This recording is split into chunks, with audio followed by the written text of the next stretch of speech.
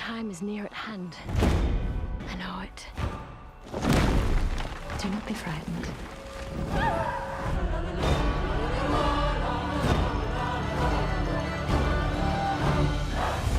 The first thing I knew about the Shakers were that they were incredible craftsmen, designers, architects. I knew about the boxes, the flat broom, some of their inventions I also knew about, like the apple peeler, and you know the flat broom and the washing machine. All these I knew that about them.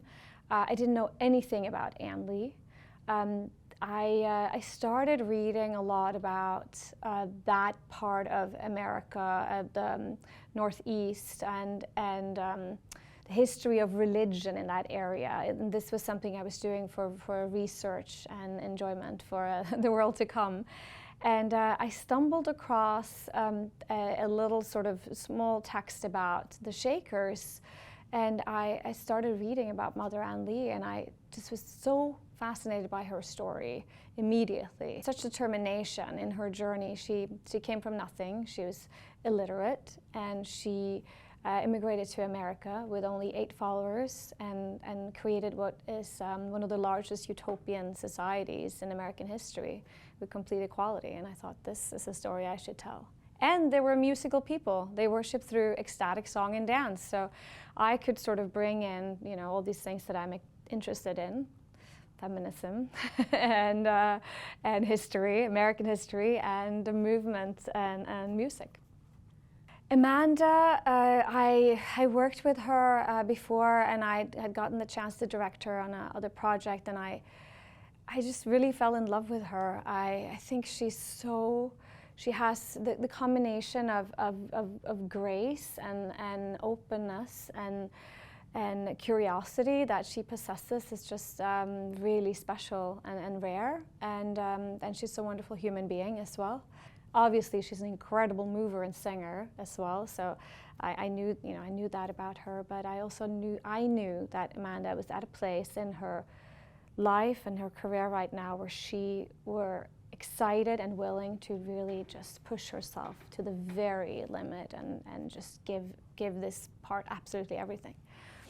We started a year in advance with a lot of rehearsals for the movement, for the thoughts around the character and where we wanted to go with her, and also obviously the singing. She worked with incredible improvisational singer Shelley Hurst in New York, she would learn how to use her voice in a different way, because she's such a great technical singer. But we had to find Ann Lee's voice, which couldn't be the traditional musical type of singing voice. It had to be something that was very kind of guttural. It's all the singing in their prayers, so they had to come from this really honest, beautiful, intense, you know, deep place within her. Such a lengthy process when you're making a period piece where you know there's very little to, you know, that you can rent or anything like, you know, in terms of building the universe around her. You have to, almost everything has to be created. It has to be built and made, and so it's really about crafting a whole a universe around her. It's a difficult period to recreate as well, especially on a smaller budget. Every time I get to make a film, every time I'm lucky enough to get to be part of making a film, I learn so much. Still relatively early in my career, and it's such a, you know, on the Brutalist we made mistakes and we discovered wonderful things, and we brought those you know ideas and thoughts with us on this one. Every time we learn more, and we you know learn other little tricks to try and make it bigger and more exciting with the limited resources. One of the scenes that were the most challenging were the whole ship sequence. It was incredibly difficult to find a functioning tall ship, because we couldn't build it, so we had to find it somewhere. When we finally found it, it was difficult to try and arrange our schedule around going to Sweden and shoot it, and it was, you know, it's a museum piece, so it's you know, we have to be very respectful of the space as well, and then you bring trying to do multiple scenes, trying to do complicated choreography, and then adding a storm to that, and then adding a real storm rolling in on top of it. It was very challenging, but it was also deeply satisfying because I had all these different bits and pieces. It was this actual beautiful ship, the Göteborg, in Sweden, and then we had another period ship that we took out to sea, to open sea, and then we built a little set in Hungary that we could flood completely, an interior set. And then we had model work that we used in some of the wides for the ship at Storm as well, in the Storm. And all these bits and pieces, I could see them in my mind. I could see them, how it was all going to come together and it was going to work. But you know, there was a lot of trust for everyone around me. I do rehearsal beforehand.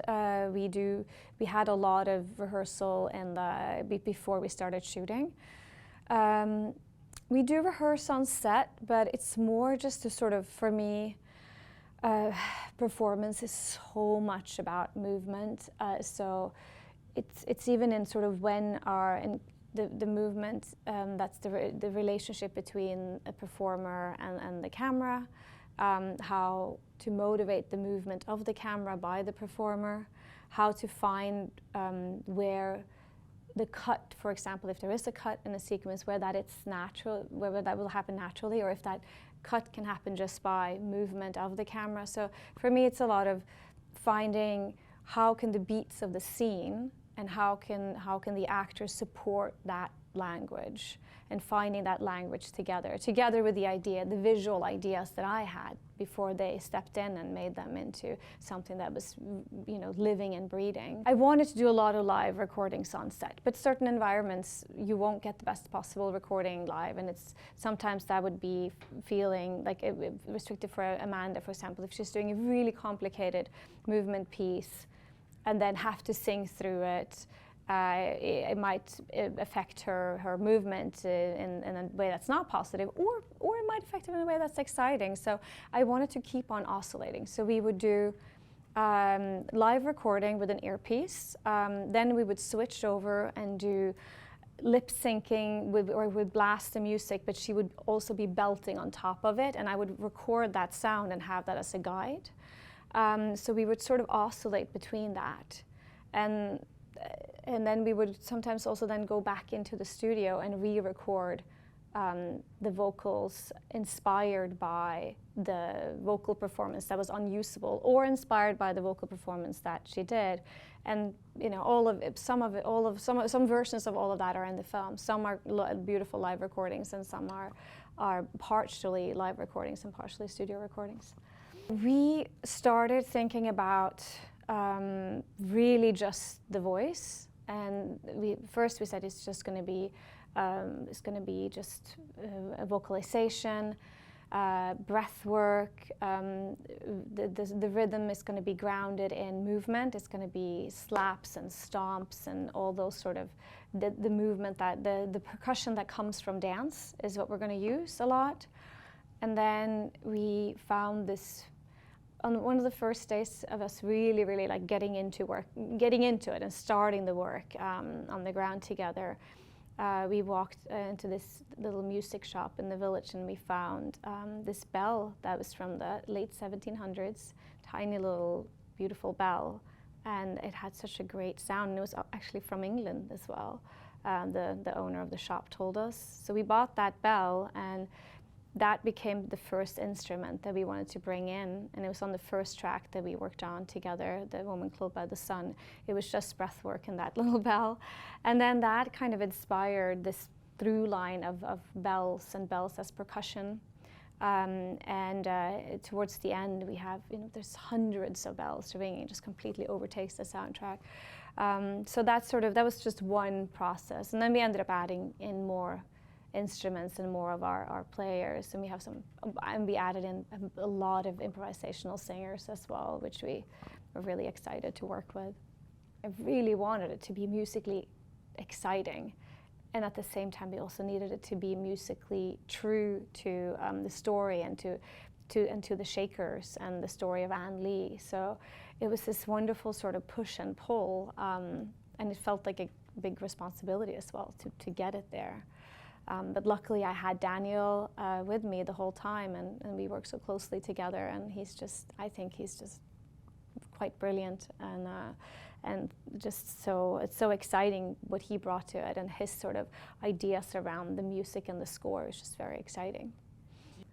What I think is so incredible about Ann Lee's story is that, you know, she was this poor, illiterate young woman living in Manchester, and she traveled across the ocean with only 8 followers, and then she created the largest utopian society in American history with complete equality for everyone. And she made that out of nothing, and all she wanted was really just to have a little place on earth where they could live however they wanted, and where they could rethink what their society could be, and she could rethink what gender identity meant, and she could rethink she could be equal to men, which was that's, you know, really all she wanted. And I think that's a beautiful thing, and I think that, you know, I've said this many times now, I have to say it again, I really needed this story right now. I needed this story of this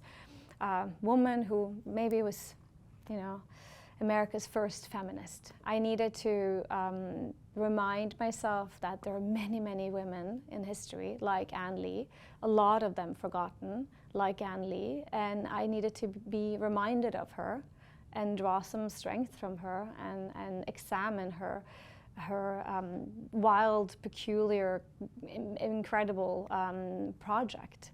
And hopefully that's, you know, what the audience members will do too. They will seek her out and seek out other historical figures like her, and you know, remind us of them as well.